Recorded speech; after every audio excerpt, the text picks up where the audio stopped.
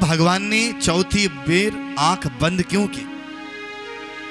भगवान आंखें बंद करके भगवान भोले बाबा को याद कर रहे हैं, भोले शंकर को याद कर रहे हैं। अरे ओ भोले भंडारी, अरे भैया, अरे भोले भंडारी जी, मैं तो गोकुल में आया था माखन मिश्री खाने के लिए, लेकिन पहले ही मुझे जहर पीना पड़ रहा है, इसलिए जहर पीने का काम तो भोले भंडारी जी आपका है, इसलिए आप आकर के जहर पी करके चले जाना और मैं तो माखन मिश्री खाऊंगा। इसलिए भोले भंडारी को कृष्ण याद कर रहे हैं। बोलो श्री कृष्ण कन्हैया लाल की।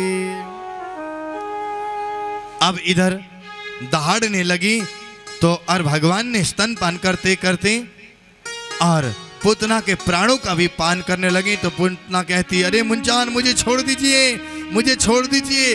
कन्हैया ने कहा, ए पूतना, मैं किसी को पकड़ता नहीं हूं और जो मेरे पकड़ में आता है उसको मैं जिंदगी में कभी छोड़ता नहीं हूं। इसीलिए तो कृष्ण को बोलते हैं, टेढ़ी रे तेरी तिरछी नजरिया। गोपियों को देखते सीधी आंख से कभी देखे ही नहीं, है ना?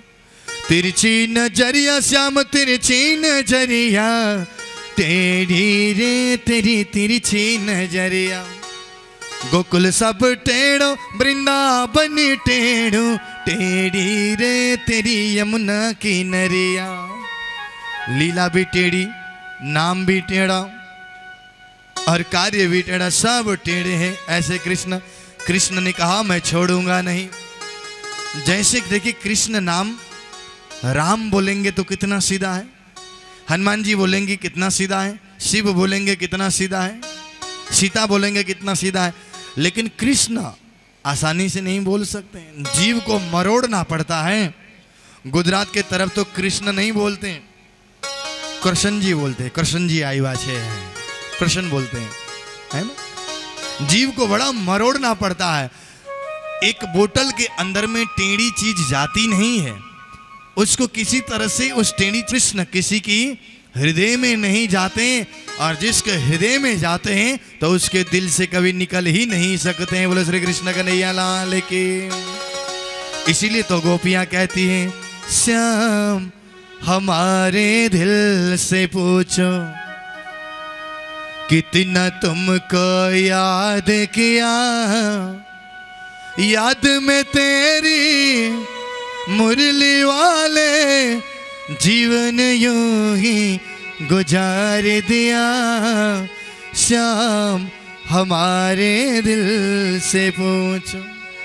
और गोपियां क्या कहती है, बाहर से कुछ और हो मोहन, भीतर से कुछ और हो तुम, सीखा है बस दिल को चुराना, जाने कैसे चोर हो तुम, सीखा है बस दिल को चुराना, जाने कैसे चोर हो तुम।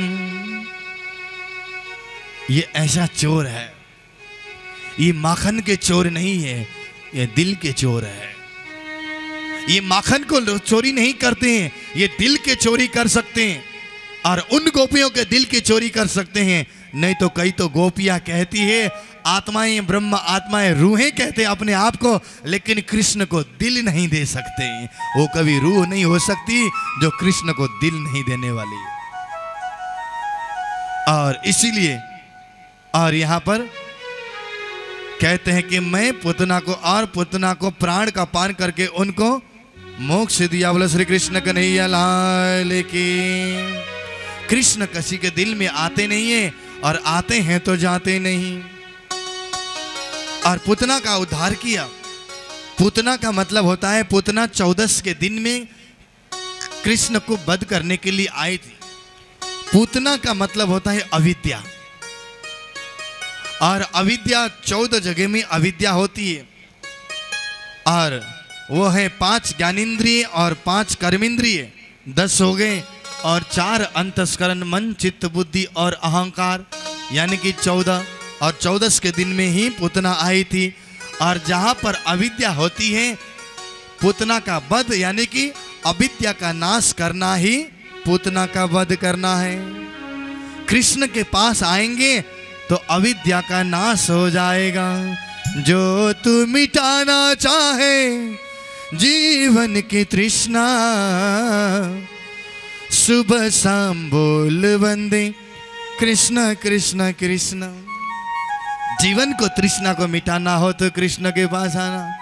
भजन तो एक की बात एक, एक की बात एक, एक की बात एक याद आ जाता है, लेकिन क्या करें, घड़ी वाली कंपनी ने घड़ी में ब्रेक नहीं बनाया तो घड़ी भी याद आती है, घड़ी दौड़ती रहती है। लीला प्रसंग बहुत होते हैं। कहीं कल को ये ना कह दें कि महाराज हो तो कोई बोले ही नहीं, खाली भजन भजन गा के चले गए, बोलेंगे तो फिर मुझे भी तकलीफ होएगी। और पूतना का नाश यानी कि अविद्या का नाश।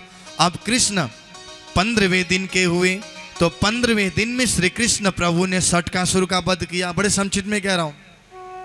और ये षटकासुर पूर्व जन्म में हिरण्याक्ष का पुत्र जो उत्कच था, लोमस ऋषि के आश्रम में जाकर के पेड़ और पौधे को उखाड़ उखाड़ कर